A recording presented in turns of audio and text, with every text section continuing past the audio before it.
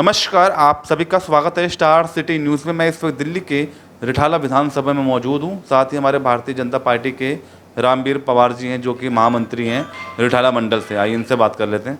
सबसे पहले सर, सावन का इस समय महीने चढ़ रहा था कांवड़ियों को लेके, तो इस उद्देश्य से आप सबसे पहले क्या कहना चाहते हैं हमारे सावन के मौसम? ये बड़ा शुभ महीना है। भोलेनाथ का इस टाइम जो है बम बम हो रहा है। और जितने भी हैं, हम दिल्ली में हैं तो दिल्ली वाले इस टाइम जो है सब हरिद्वार के लिए प्रस्थान कर चुके हैं। बाकी वहाँ से चल भी पड़े हैं। और जो सवारियों से जाने वाले हैं वो अब निकल रहे हैं। जिन्हें पैदल वापसी आना है वो पहुँच चुके हैं। इस टाइम तो भगवान भोलेनाथ की नगरी हरिद्वार में खूब भीड़ भाड़ है और काफ़ी अच्छा। ये सावन के महीने में कल सोमवार पहला सावन था, उस दिन बारिश हुई और कल भी बारिश हुई। अभी 3 दिन बारिश निकले हैं, सावन के तीनों दिन बारिश हुई है। बहुत ही अच्छा संकेत मिल रहे हैं कि भाई बहुत बढ़िया। कांवड़ियों के लिए भी ठीक है, क्योंकि थोड़ा मौसम ठीक रहता है तो पैदल चलना पड़ता है उनको, तो उनकी जो है यात्रा सफल हो, मंगलमय हो, ऐसी कामना करते हैं भोलेनाथ से। अच्छा रामवीर जी, हम थोड़ा राजनीतिक मुद्दों पर बात करेंगे। दिल्ली विधानसभा चुनाव आ रहे हैं 2025 के।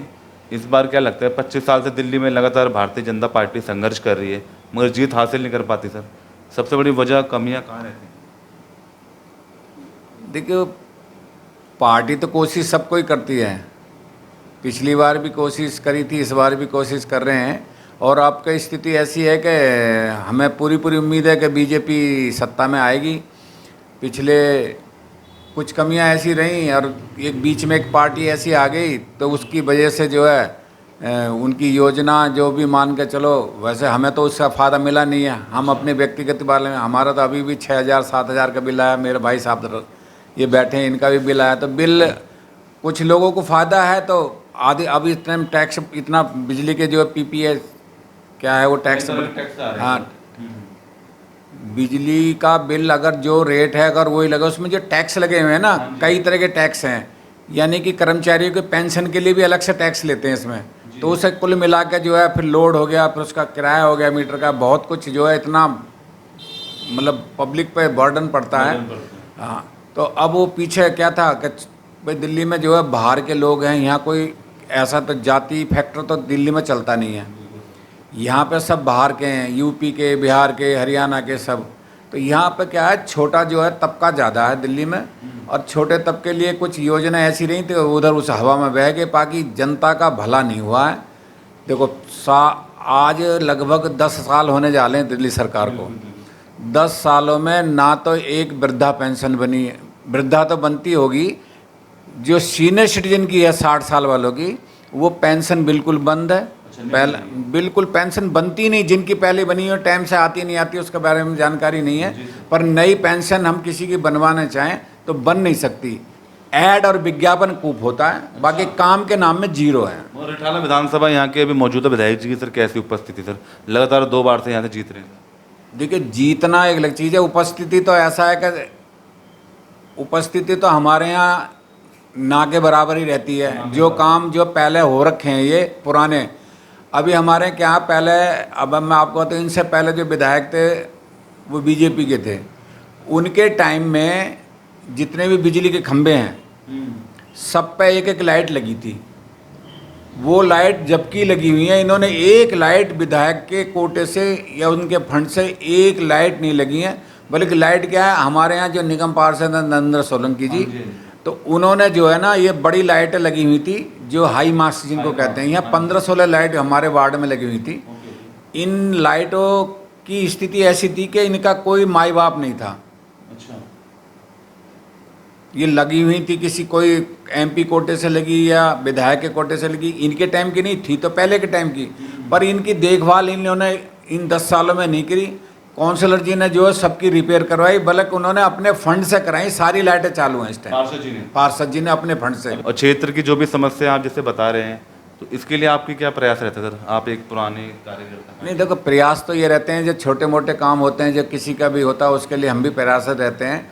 गली में अब हम यहाँ क्या है कि काउंसलर को यहाँ फंड नहीं लग सकता।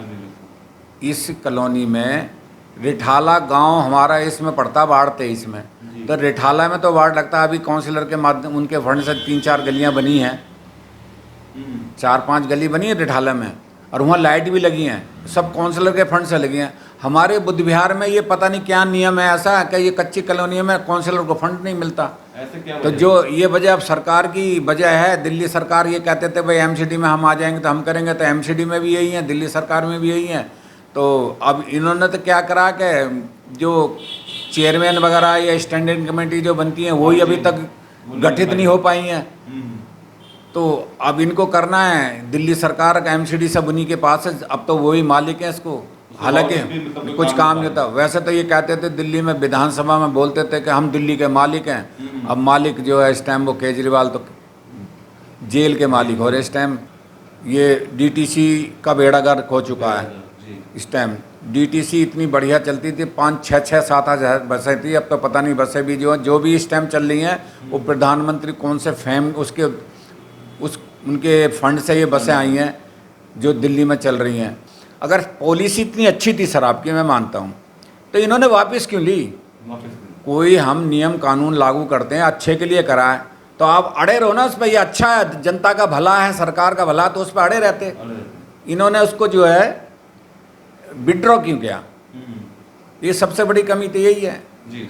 अच्छा सर, अभी इस समय बजट जो पेश हुआ है 2024-25 का, इस बजट को लेकर आप क्या कहना चाहते हैं? स्वागत करते हैं। बजट का तो मैं स्वागत करता हूँ, बजट बहुत अच्छा है, और कई चीज़ों में जो है बजट मतलब एक देश को आगे ले जाने वाला बजट है। इन 5 सालों में जो है काफ़ी इन्होंने जो है 10-12 ये कॉरिडोर बना रहे हैं औद्योगिक, कई हाईवे के लिए, मतलब बहुत अच्छा है बजट। कुल मिलाकर जो है देश को आगे ले जाने वाला बजट है। और कुछ अपने दर्शकों को अपील देना चाहेंगे रामवीर? मैं मैसेज तो यही देना चाहूँगा भाई, कुछ तो सभी जनता को पता होता है, हमारे यहाँ दिल्ली हो या कहीं भी जो वोटिंग होती है ना, तो लोग वोट डालने नहीं जाते। तो मेरा मैसेज यही है कि ये जो वैसे तो सब बोलते थे ये अच्छा नहीं है, ये अच्छा नहीं है, तो उसको आप जो है वोट के माध्यम से आप चुन सकते हो। जो खराब है उसको मत चुनो, जो तुम्हारी नज़र में अच्छा उसको चुनो। तो वोट जरूर डालना चाहिए। धन्यवाद। तो ये हमारे सीधी बात रामवीर पवार जी से, स्टार सिटी के साथ मैं जितेंद्र गुप्ता।